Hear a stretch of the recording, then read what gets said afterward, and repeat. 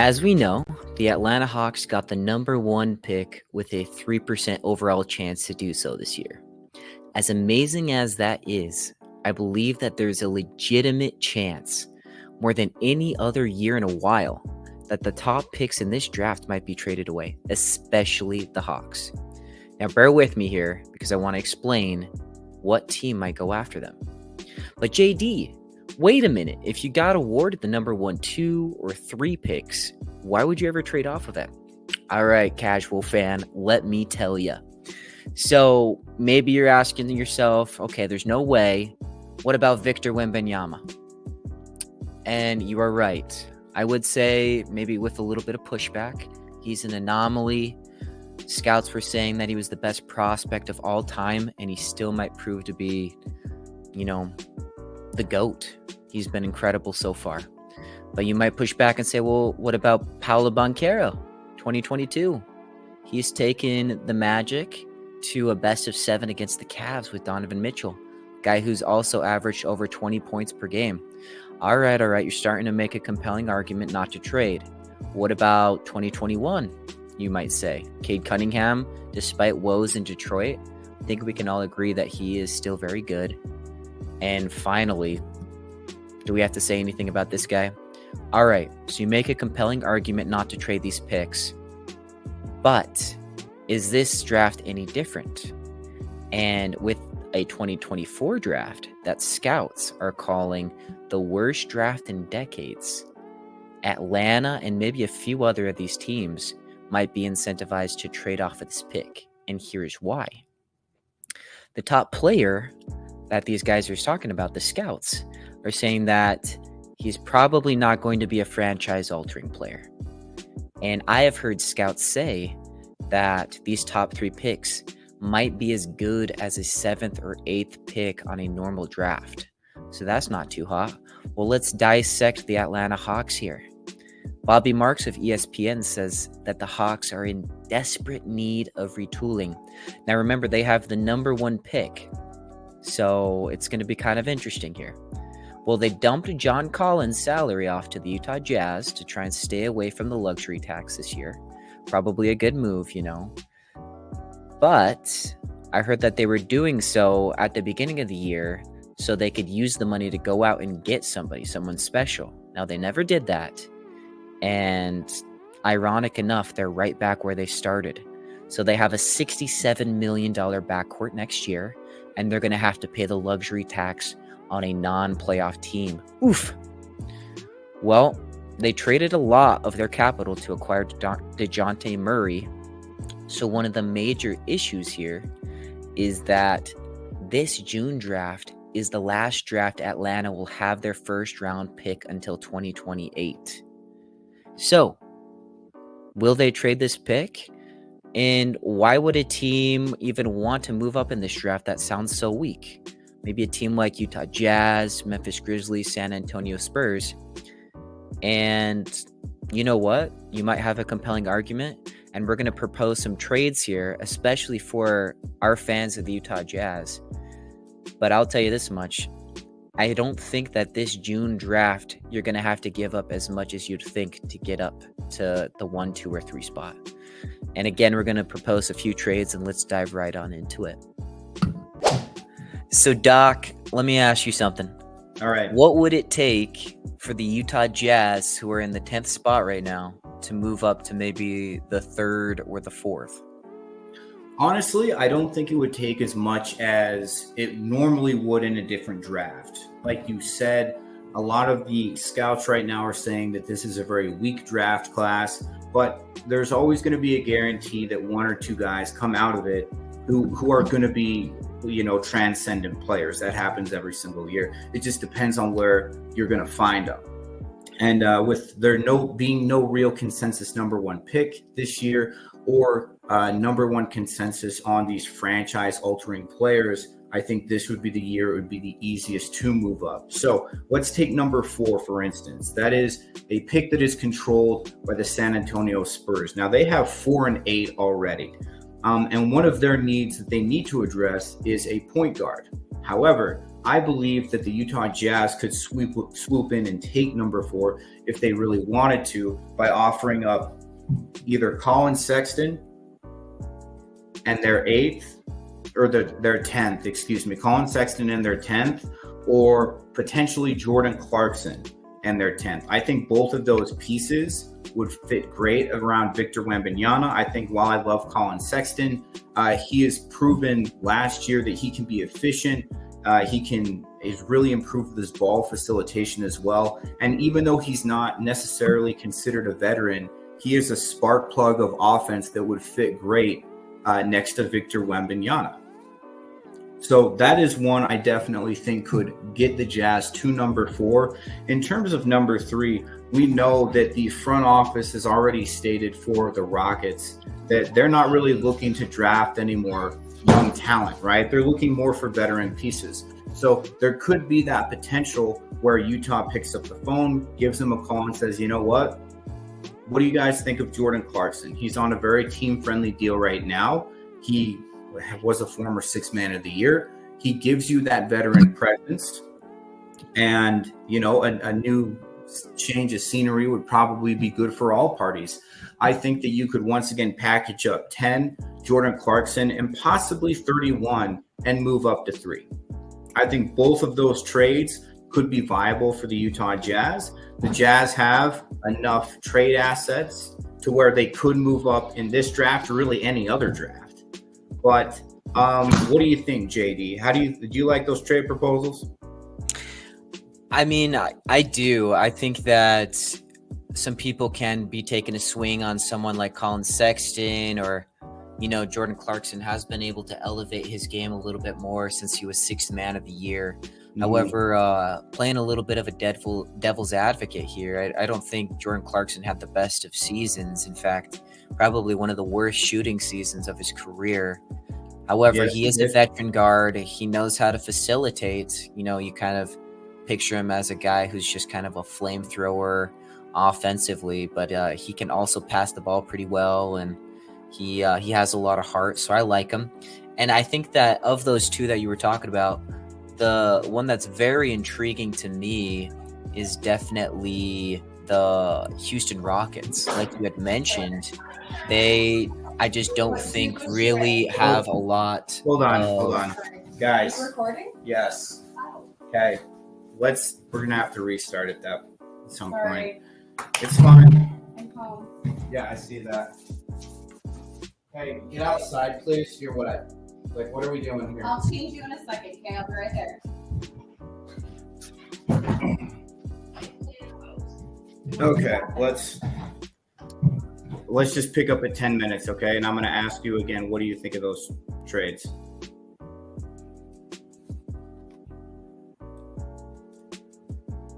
So, JD, what do you think of those two trade proposals? Do you think those would work out for both parties, or do you think it favors one more than the other? Do you think they're even possible?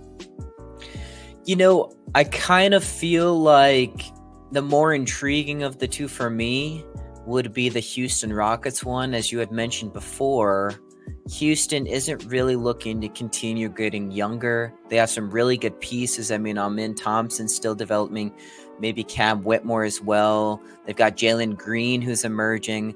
And so I do think that they would want to be maybe moving away from another rookie to try and add, especially a number 3 pick, Doc.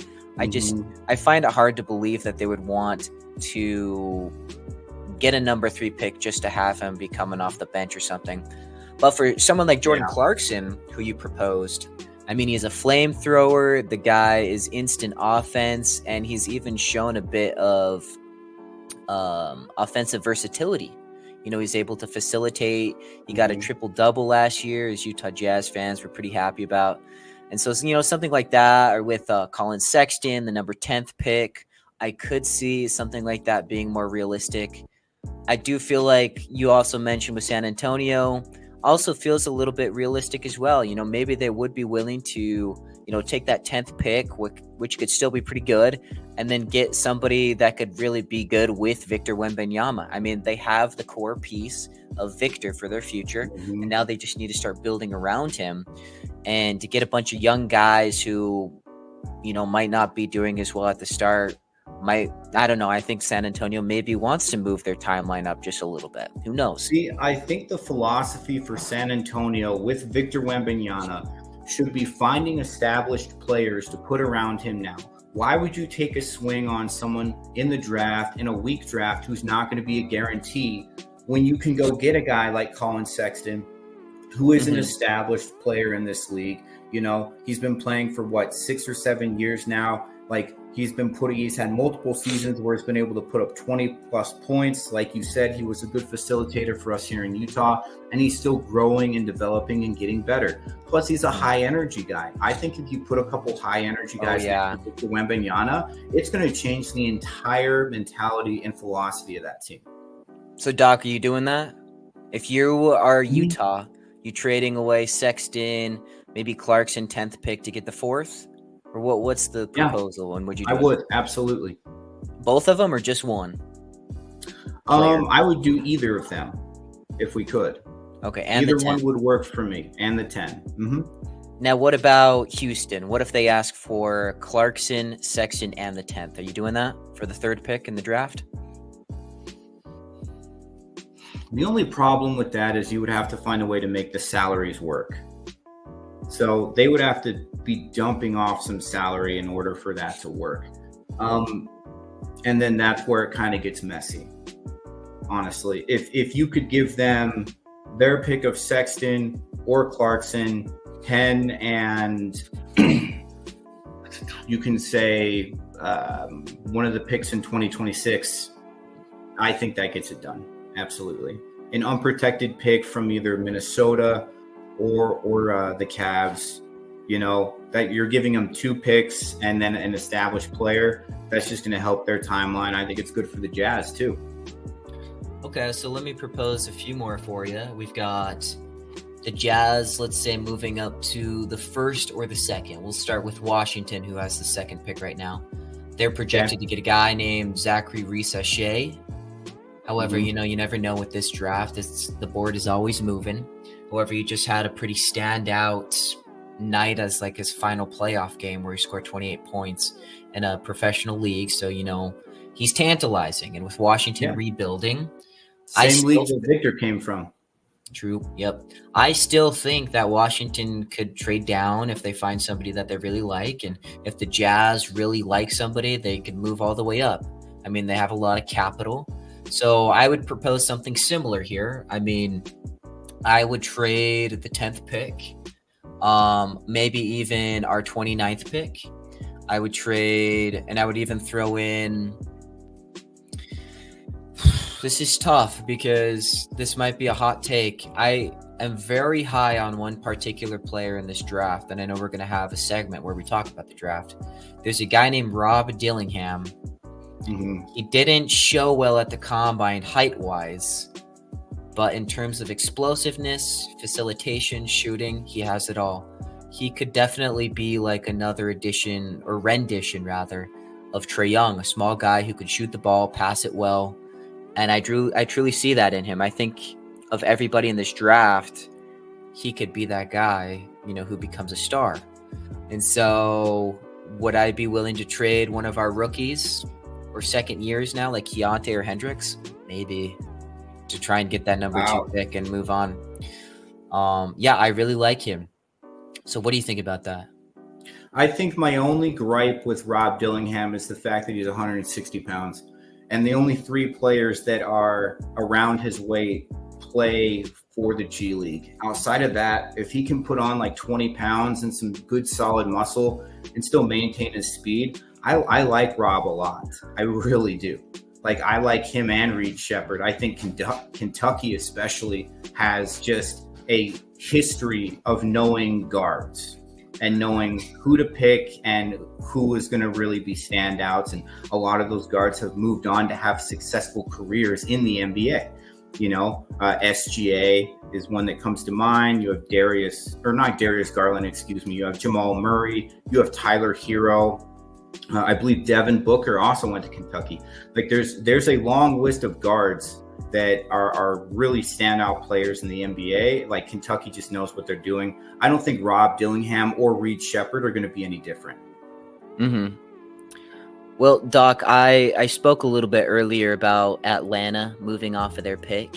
And let me ask you something. Well, two questions, actually. What would you be willing to trade to move up to that number one pick as like a realistic approach? Because I think Atlanta would be willing to maybe move down, especially with some of their issues and retooling and things like that. What would you be willing to trade to move up, and who would you take number one? Oh boy. Oh boy. I put you on the spot, didn't I? You did. I think if you're going to pry that pick away from Atlanta, you have to address their main concern, which is their center position.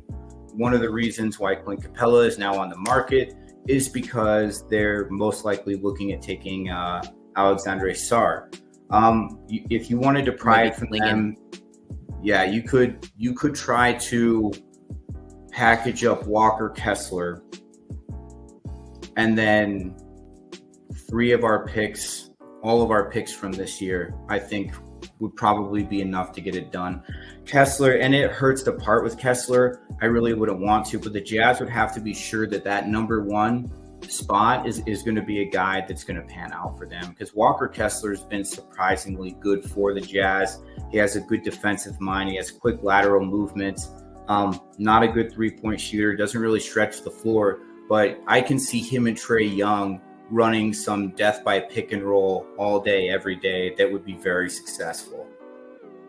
Would you do this if you're a Jazz fan, or if you are, Jazz front office? Well, that once again depends on who the Jazz are looking at to take. I think that Zachary Richaye, I always say his name wrong. Richaye, thank you. I think that he has a really deep bag of offensive moves. He's really efficient at 6'7". I think that he could pan out to something incredible, honestly. I just don't know if I would take Sarr at number one. I would probably reserve that spot for someone like Reed Shepherd or Richaye. I'm saying his name wrong. I'll just call him Zach or Zach. Outside of that, I don't know if there are a lot of guarantees, especially within this top 10. Even if the Jazz were to stand pat at 10, the guy I would be selecting is Devin Carter. I think Alex Sarr does have some good intangibles, but we've talked about this before. I have an issue with the fact that he's a 7-footer and he's only netting 4 rebounds a game. That says you're soft to me. And honestly, that is really worrisome in my opinion. Mm-hmm. I don't like that. I don't know if Sarr would be the guy either. No, he didn't. He really didn't. And he doesn't seem like a guy who's really playing to be the number one prospect and be the number one pick. He seems like he's kind of coasting to me, and I just don't like that. He's had 2 breakout games. They're both against the Ignite, G League Ignite, but ever since then, he's just kind of slouched again. I don't know if he's the guy I would want to trade up for. All right, so Atlanta proposes a trade to you, Walker Kessler, 10th pick, 29th pick, and a draft pick next year for the number one. Probably not a draft pick next year. I would probably part with Walker Kessler for the number one pick. And then if you do Walker Kessler 10 and 29, I would do it. Yeah. Okay. Interesting. And who are you taking? Would you fill that center position with Donovan Clingan or Alex Sarr? I know you just kind of spoke about how you wouldn't really want Sarr. I wouldn't take Sarr, no. So you try and go after another center in the draft, or just a veteran center, maybe a trade? I might fill the veteran center hole for now. You might even use your 7 as well for right now. But I would be looking at guys that are going to help improve the backcourt. Someone to fit next to Keontae George really well. We already know that the Jazz basically no-go to trade for DeJounte Murray because Atlanta wanted Keontae in the deal. And Utah said no, So I think Stephon Castle, I mean, honestly, I know it sounds crazy. There's something about Devin Carter that I think that he's better than what he's projected at. He was the most athletic guy in the combine. He has a great shooting stroke. Like, he tied for first in multiple categories, and he has a high octane defense that he just puts on guys. He smothers guys, man. Like, you can't teach defense like that. Like, you can try, but guys have to take like pride in their defense for it to be worthwhile. And honestly, Devin Carter plays hellacious defense. I love that. That's probably the guy I would select regardless of where I am. Him or Stephon Castle. I think Stephon Castle was the second best defender on UConn, next to Donovan Clingan. Mm-hmm. But Devin Carter, dude, he just has something that wows me every time I watch his highlights. So wait a sec. You're saying that you might take him number one? Honestly, because of the lack, and this is where it sounds crazy, and this is a hot take, and I don't even care that it is. There's something about Devin Carter that just screams to me, this kid could be the best guy in this draft. And that honestly shouldn't be that hard to believe. Donovan Mitchell was taken 16th or something like that? I'm pretty sure he was one of the best guys in that draft next to Jason Tatum, right? In a redraft, is that what you're saying? Yeah, if we were to look at that year that Donovan Mitchell was drafted, what was that, 2018? I think it was 2018. It might have been. I think I'm almost positive it was 2018. Most certainly. He, let's see, he was runner-up rookie of the year. And there was Kuzma in the draft too, who turned out. Mm-hmm. He was in the 20s. Yeah. Ben Simmons was number one, wasn't he? Ben Simmons, he was injured the entire year before, much like a Chet Holmgren style. And then he was rookie of the year. That's right. I still don't think he deserved that one. No, I don't either. But look at how Donovan Mitchell's panned out.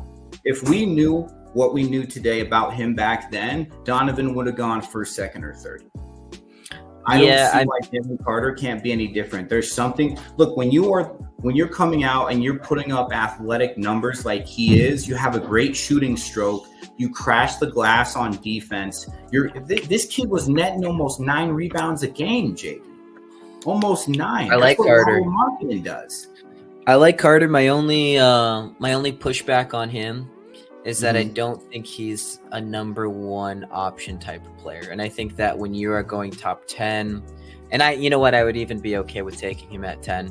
But if I was number one, I would be looking for a guy who I really thought could have the highest upside, be my franchise altering player. And I know there are few and in between in this draft, but I would take a swing on somebody that I thought could be that. And I don't think Devin Carter really has the intangibles that kind of net you a number one option who's scoring on ISO, who's doing stuff like that. He kind of reminds me more of like a Jrue Holiday lockdown defender who could be a second or third option on a really good team. He probably will be. Any of the guys in this draft, though, are really those franchise. Like, there's going to be a couple that emerge, but we don't know where. I mean, I think Dillingham. I could see Dillingham doing that. I could see if everything lands on Stephon Castle, he could be a guy like that if he, shoots well, which he doesn't, which I kind of don't think he's going to shoot well his entire career. But you never know. Maybe he becomes the next Jimmy Butler, Yeah, but a lot of these guys, like with what you're saying too, a lot of these guys have things they're going to have to work on. Dillingham is going to have to get bigger. That just goes without saying. He's going to have to put on some size. You can't be 164 pounds running around like that. You're going to get smashed by guys. Stephon Castle has to improve his shooting. I think Sarr has to improve his toughness.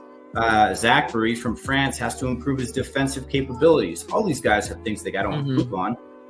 I just think the only one who is the most technically sound at this moment that I've been seeing is honestly Devin Carter. I think that kid's going to hit the ground running. Same with Dalton Connect.